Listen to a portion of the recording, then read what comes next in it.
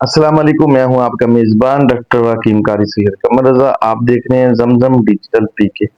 ناظرین، مشرق وسطی اس وقت طریق کے اس موڑ پر کھڑا ہے جہاں سے دنیا کا نقشہ بدلنے والا ہے۔ تہران کی خاموشی اب ایک خوفناک طوفان میں بدل چکی ہے اور انتقام سخت کا دوسرا مرحلہ شروع ہو چکا ہے۔ میری نظر میں ایران اس وقت کثیر الجہتی جنگ کی وہ حکمت عملی اپنا رہا ہے جس نے جدید دفاعی ماہرین کو حیران کر دیا۔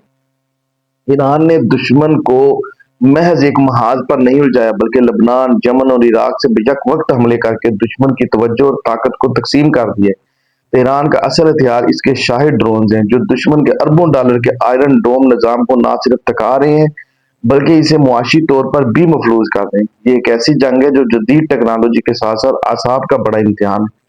دوسری جانب ایران نے اپنے ہرمز کی بندش کا جو کارڈ کھیلا ہے اس نے عالمی معیشت کے نبض روک دی۔ خام تیل کی قیمتیں $120 سے تجاوز کر چکی ہیں جس کے اثرات پوری دنیا پر پڑ رہے ہیں۔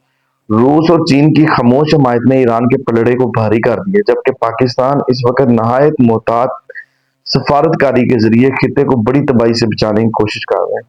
ناظرین، تاریخ گواہ ہے کہ فتح ہمیشہ حق کی ہوتی ہے۔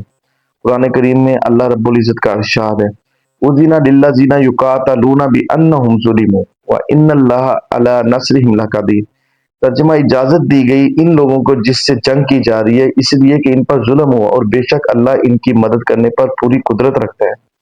تو کیا یہ جنگ تیسری عالمی جنگ کا دیپاچہ ہے یا دنیا ہوش کے ناخن لے گی؟ ہم دعا گو ہیں کہ باری تعالیٰ انسانیت کو اس ہولناکی سے محفوظ رکھے۔